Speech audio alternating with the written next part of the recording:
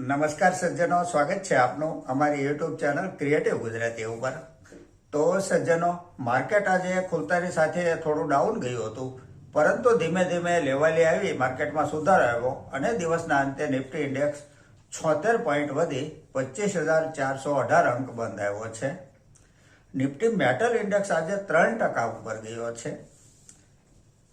Nifty India defence index 1.20% down ગયો છે। આજે સ્ટોકમાં આજે હિન્દુસ્તાન કોપરમાં 20%ની એક શાનદાર તેજી રહી છે અને સ્ટોક 760 રૂપિયા બંધ આવ્યો છે। ગોલ્ડ સિલ્વરમાં તેજી અવિરત જળવાઈ રહી છે। સજ્જનો, અહીં કંપની તથા ફંડામેન્ટલના વીતેલા ઇતિહાસની ચર્ચા માત્ર અભ્યાસના હેતુથી કરીએ છીએ, જેને ખરીદ વેચાણની ભલામણ નહીં સમજવા આપ સૌને એક વિનંતી કરું છું। આજની ચર્ચાની પહેલી કંપની છે આદિત્ય વિઝન લિમિટેડ। આ કંપનીના ફંડામેન્ટલ વિશે વાત કરવા એક સજ્જન કહે છે, કંપની ઇલેક્ટ્રિક તથા ઇલેક્ટ્રોનિક્સ ઉપકરણના શોરૂમ ધરાવે છે, જે કંપનીનો મુખ્ય બિઝનેસ છે। ફંડામેન્ટલ જોઈએ તો જે સેલ્સ ડિસેમ્બર 2024 ક્વાર્ટરમાં 508 કરોડ હતું, તે ત્યાંથી વધીને 749 કરોડ થયું છે। નેટ પ્રોફિટ 24 કરોડથી વધી 27 કરોડ થયો છે। Year to year net profit જોઈએ તો 35 કરોડથી વધી 66 કરોડ, ત્યાંથી 77 કરોડ થઈ 106 કરોડ અને ત્યાંથી 111 કરોડ થયો છે। પ્રોફિટનો ગ્રાફ સતત અપટ્રેન્ડમાં છે। છેલ્લા 3 વર્ષનો કમ્પાઉન્ડિંગ પ્રોફિટ ગ્રોથ 45% છે। સેલ્સ ગ્રોથ CAGR 3 વર્ષનો 36% છે। બેલેન્સ શીટ જોઈએ તો બોરોવિંગ 413 કરોડ છે। રિઝર્વ કંપની પાસે 626 કરોડ છે। માર્કેટ કેપ 6,369 કરોડની છે। આ એક સ્મોલ કેપ કંપની છે। સ્ટોક પ્રાઇસ 492 રૂપિયા છે। 52 વીક હાઈ 599 રૂપિયા બનેલો છે। પી રેશિયો 56 છે। ROCE 19% છે। ROE 20% છે। ડિવિડન્ડ yield 0.22% છે। શેર હોલ્ડિંગ પેટર્ન જોઈએ તો પ્રમોટર હોલ્ડિંગ 47.14% છે।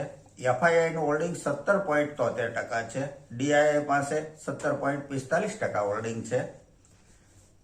પબ્લિકનું હોલ્ડિંગ 17.66% છે।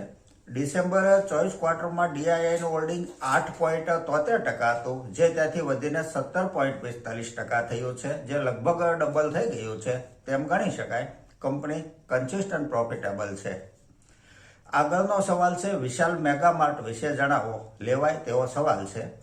કંપનીનું ફંડામેન્ટલ જો જોઈએ તો જે સેલ્સ ડિસેમ્બર 2024 ક્વાર્ટરમાં 3,136 કરોડ હતું, તે વધીને 3,670 કરોડ થયું છે। નેટ પ્રોફિટ 263 કરોડથી વધી 313 કરોડ થયો છે। Year to year net profit જોઈએ તો 203 કરોડથી 321 કરોડ, ત્યાંથી 462 કરોડ 632 કરોડ થઈ અને 786 કરોડ થયો છે। પ્રોફિટનો ગ્રાફ સતત અપટ્રેન્ડમાં છે। છેલ્લા 3 વર્ષનો કમ્પાઉન્ડિંગ પ્રોફિટ ગ્રોથ 45% છે। સેલ્સ ગ્રોથ CAGR 3 વર્ષનો 26% છે। બેલેન્સ શીટ જોઈએ તો બોરોવિંગ 1,871 કરોડ છે। સામે રિઝર્વ કંપની પાસે 2,227 કરોડ છે। માર્કેટ કેપ 56,908 કરોડની છે। સ્ટોક પ્રાઇસ 122 રૂપિયા છે। 52 વીક હાઈ 158 રૂપિયા બનેલો છે। પી રેશિયો 72 છે। ROCE 13% છે। ROE 10% છે। શેર હોલ્ડિંગ પેટર્ન જોઈએ તો પ્રમોટર હોલ્ડિંગ 56.09% છે। FII પાસે હોલ્ડિંગ 15.52% છે।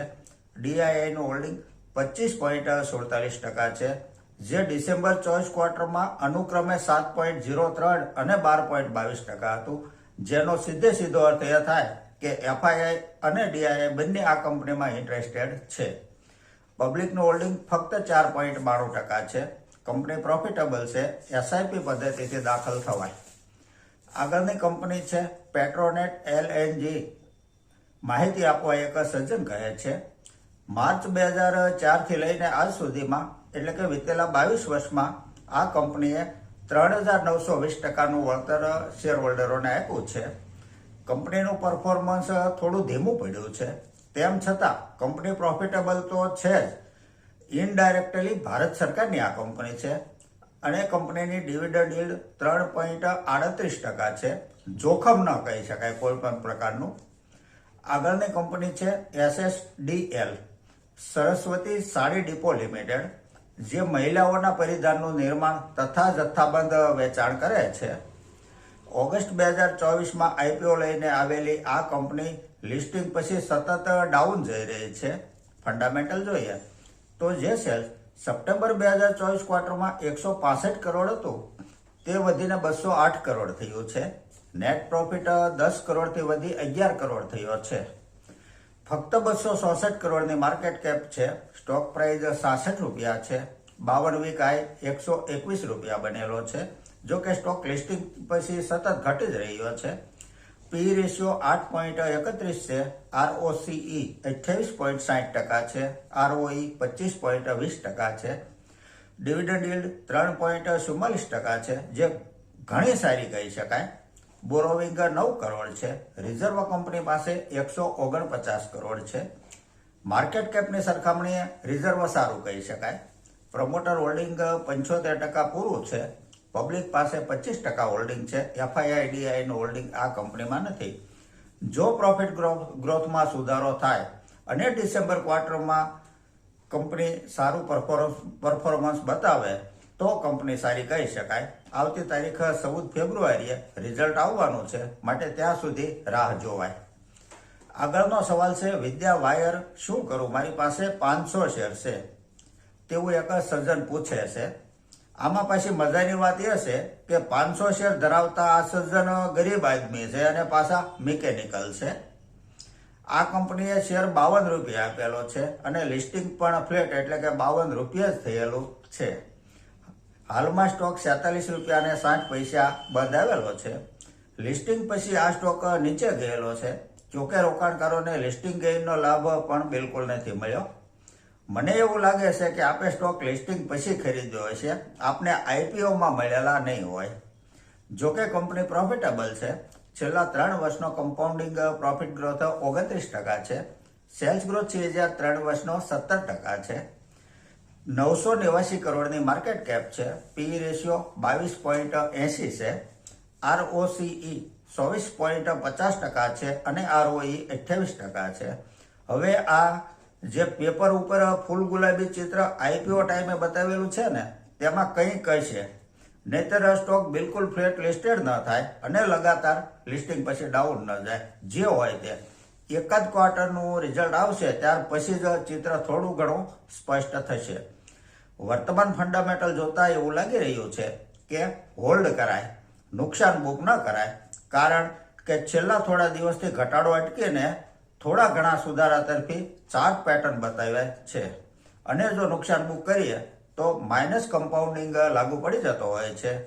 માટે ઉતાવળ નહીં કરીને થોડી ધીરજ અને પેશન્સ રાખવું જોઈએ. તો સજ્જનો, આ સાથે આજની આ ચર્ચા અહીં પૂરી કરીએ છીએ. જો આપને આજની આ ચર્ચા પસંદ આવી હોય તો લાઈક કરજો, શેર કરજો, મારી ચેનલને સબસ્ક્રાઈબ કરજો. નમસ્કાર.